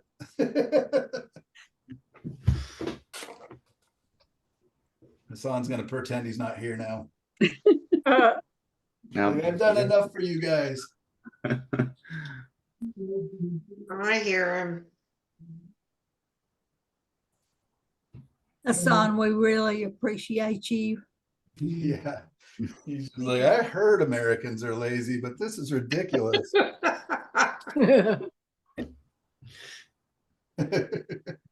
sorry, I probably missed few bits. I turned my volume down and yeah, I was looking something for work. Sorry about that. What was it? Oh no, we were just giving you more. We were just giving you more work to do for us. Okay. Yeah, I mean, I don't think when I do paint, it's work. Yeah, so definitely pass along anything. Love to do. But you weren't here, but I said I'd like to see a screenshot of the progress of this painting because it changed so radically. Oh, you know what? Interestingly, it's been like 6 days and the paint is still wet. I don't know what's probably I did something wrong when preparing the panel. But anyway, I think I'll probably try today to do some glazing or yeah, some painting on top of it. Yeah, I can probably share tomorrow. Is that the painting you're speaking of, the one for the art show? That's the one. Yes. Oh yes. no. So wet, huh? You know what? I've heard other artists that I'm friends with online complain about the white not drying like it used to, even though it took a longer time to dry. It's even they must have, I don't know. Some are saying maybe they changed the formula for the white. I'm using the quick dry now almost exclusively. I like it. It doesn't seem to have any problems with it, and it does dry quickly.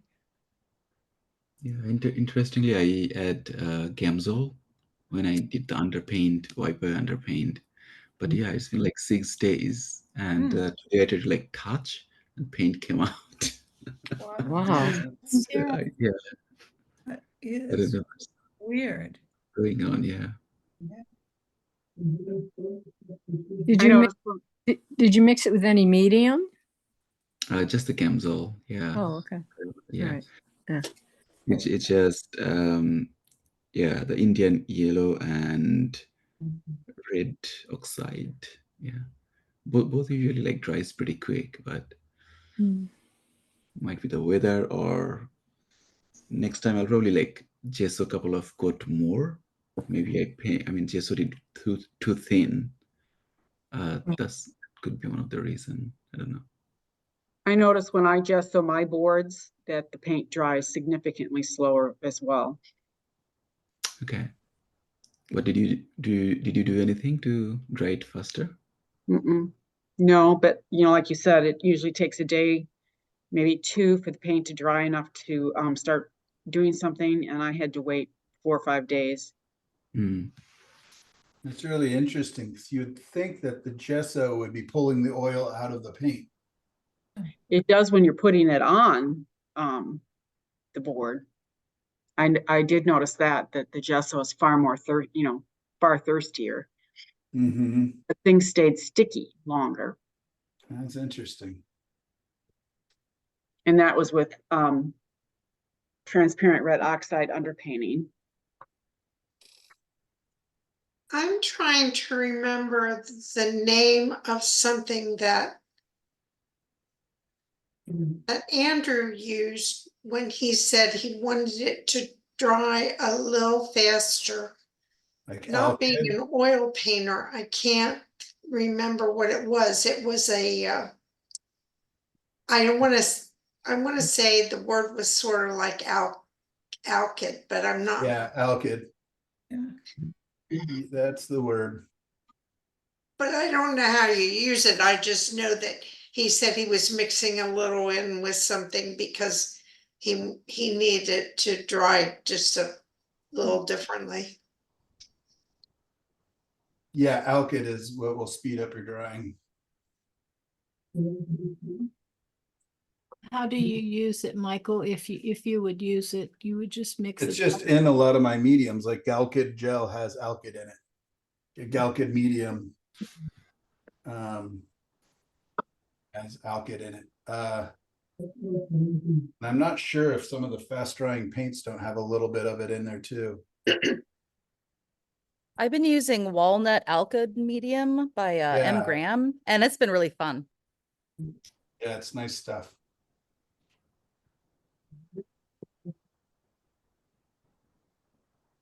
Yeah, M. Graham makes good products, I think.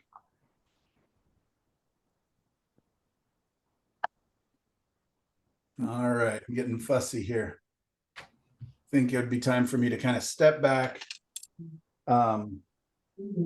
Really look at it. I'd definitely like to come through and, carve out the trees or whatever, just create better movement and make them a little more, individual.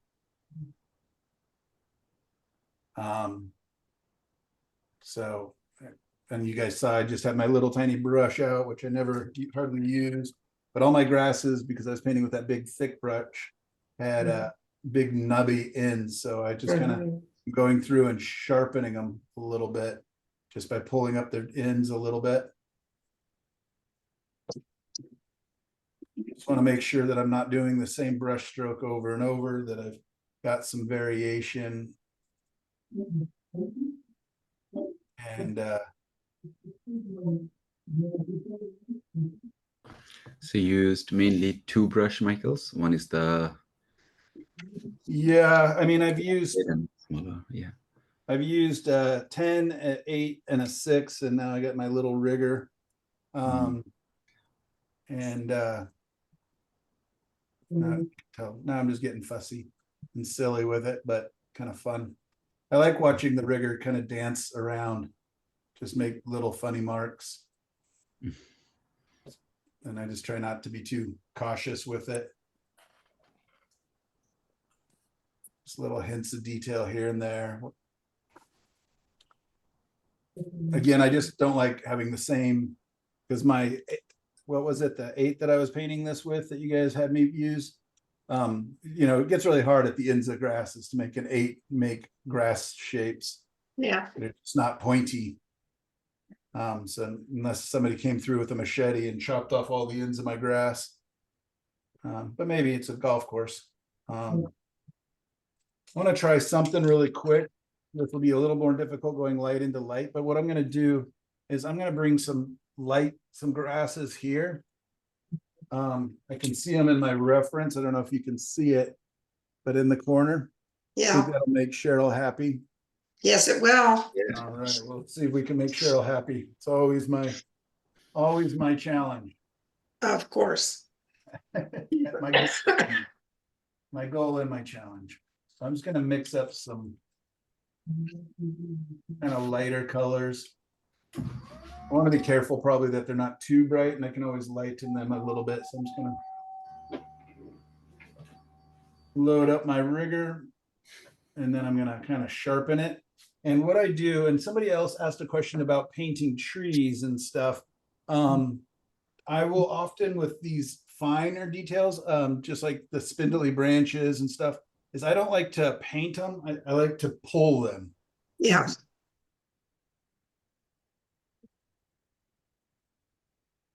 Ta-da, a grass. Maybe, hope so. That is precision control. And I just want to make sure they're not mimicking each other too much. Can vary their colors a little bit.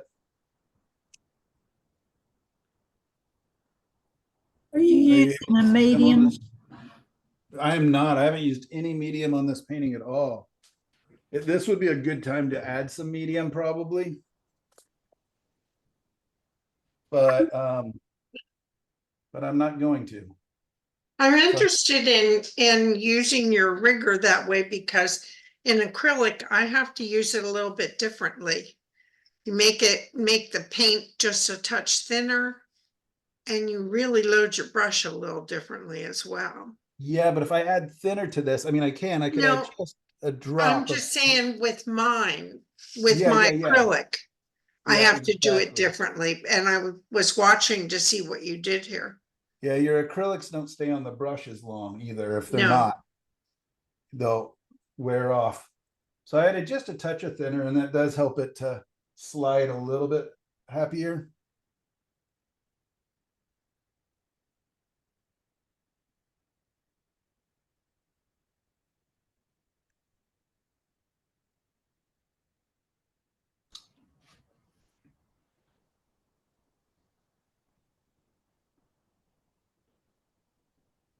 It looks great.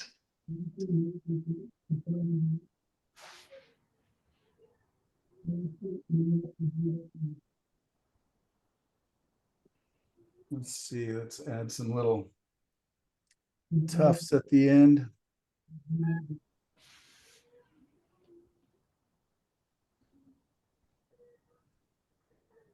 So because it's wet into wet, as soon as I push down, I've got to either reload my brush or probably should even clean the brush.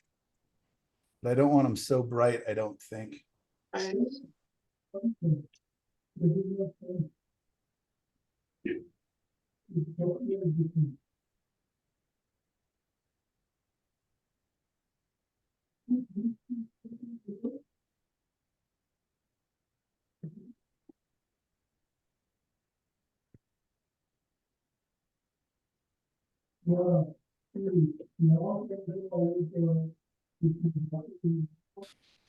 And I'll have to see when I step back if it looks out of place, having all these little fine lines.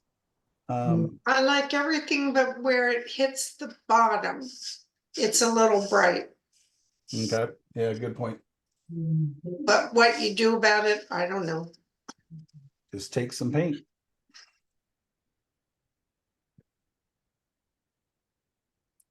Think Just it's go over them again. perfect.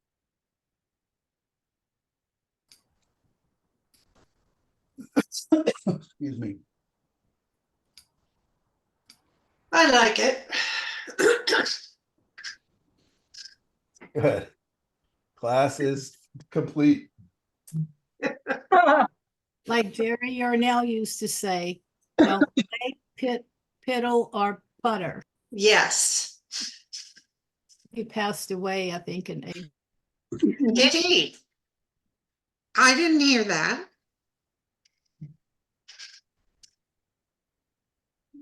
I have all kinds of stuff from him. He was the sweetest guy. Yeah. And I love watching all of his things on YouTube because it's up close and he tells you how to handle the acrylic paint. Exactly, he used acrylic.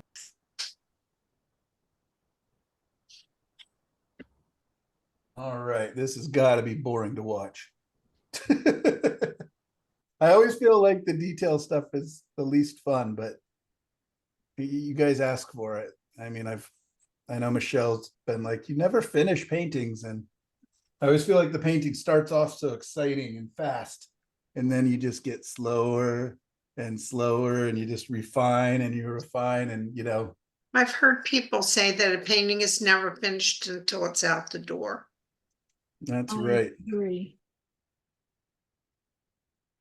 Yeah, I mean, I could just fuss and fuss, like, you know, a big part of me wants to come in, and even though these are really soft edged, I want to have, you know, like this mass is stupid. Right. And it'd be fun. I'll have a lot of fun coming back in. Well, shoot. Let's do Why it. stop now? I stop now. Lunch is for losers. Let's paint.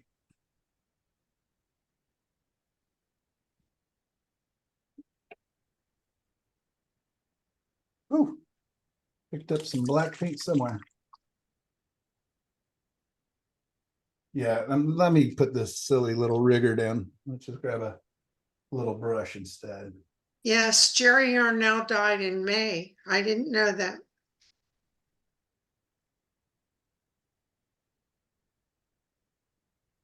I'm not positive I know much about Jerry Arnell, but also if he's an acrylic painter.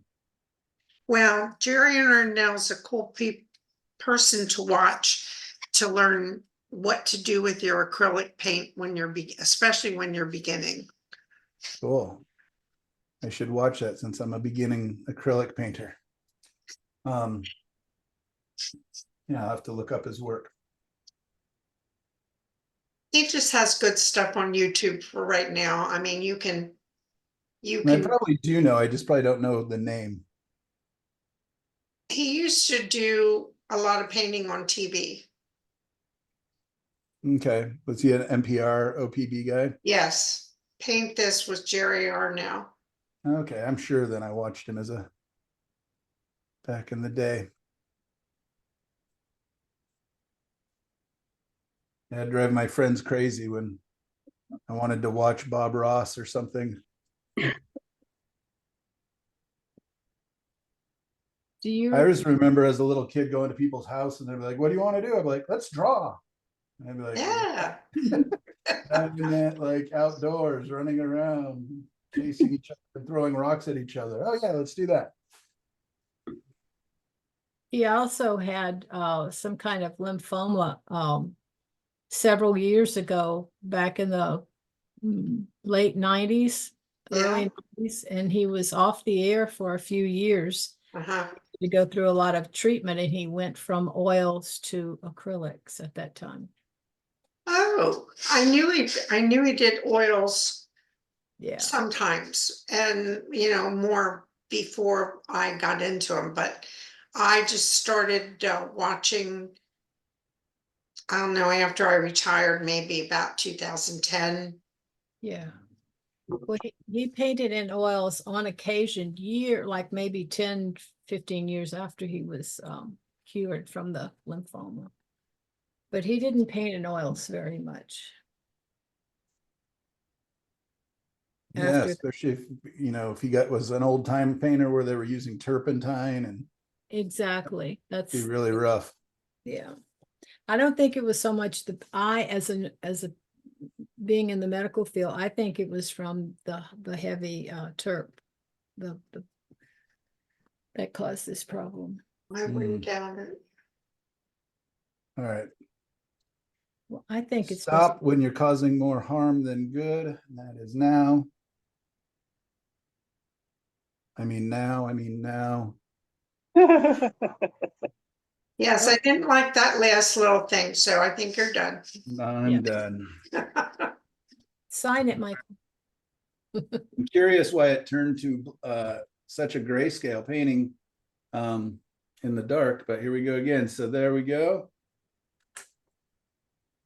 Oh, Yeah, look at it that. just looks like an earthy. Oh, look at the colors changing as the camera's adjusting. Wow. That's fun. Nice. All right, well, that was cool. Glad it turned out. I feel like maybe this shape is too big. Maybe I made that tree too big. I like the top tree and something about it touching here, but maybe I Yeah. just have to be used to it. It's just not in the reference. Or maybe I just dissipate this edge where they meet Yeah. a little bit, make that a little softer. See, this edge is really dark here. I'll soften that. So a couple little changes, but all in all, for I guess that was 2 hours about. With a really strange palette. Very strange palette on a very ugly canvas, and It yeah, came out all right. you guys are, that was fun. It's beautiful.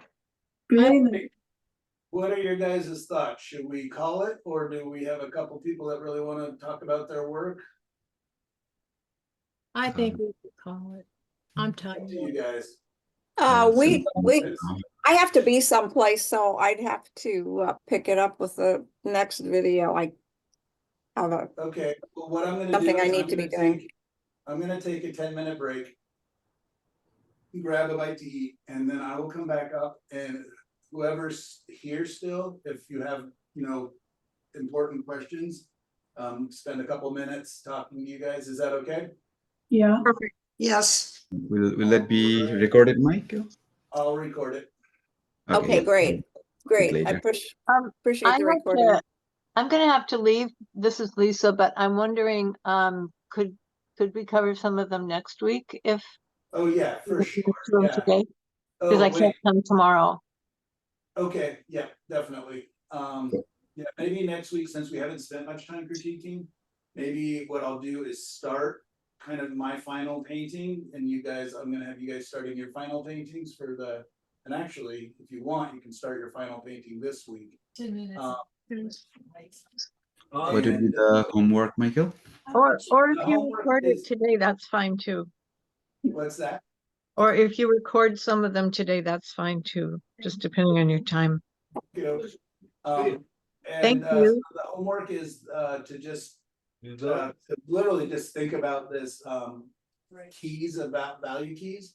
And if you'd like to do one, or did you see when I showed you the little sheet of 4 that I did? Yeah. That's extra credit if you want to do something like that. And you can just do your don't have to do them in color if you don't want, just black and white or brown and white or blue and white, whatever you want to do. It's just kind of thinking about it. I don't really care if you do a finished painting by any means. I guess I would actually rather you start on your final painting, because I would like to have it kind of done on our 7th week. Sounds good. Yeah. And I'm sure you've said this, but the final painting should be what Tonalist exactly? painting. A tonalist painting, whatever, from all the different things we've learned. I like to do the final assignment. It's just Okay. kind of an opportunity to revisit all the things we've learned. Okay. We'll go over that at the beginning of next class. I'm not going to be introducing any more big ideas. We'll be revisiting the ideas that we've covered, because I found that if I just teach right up to the end, it's really hard to actually retain the information. So for next week, we'll go over class, and then on the final class on the 7th, we'll spend the whole time just looking at your work for the most part. Maybe do some demo. And when is the last class? In 2 weeks. So yeah, next week is the second to last class, so. In 14 So days, whatever that is. The 23rd is the last class. Okay. Thank you. Take care, everybody. Take Thank care. you. Thanks, everyone. All right, Speak to you we'll see later. whoever comes back, and if nobody comes back, I don't blame you. It's been a long day, but if you're here, I will see you guys in 10 minutes, so 12:50 my time. Thank you. Thank Bye, you. everyone.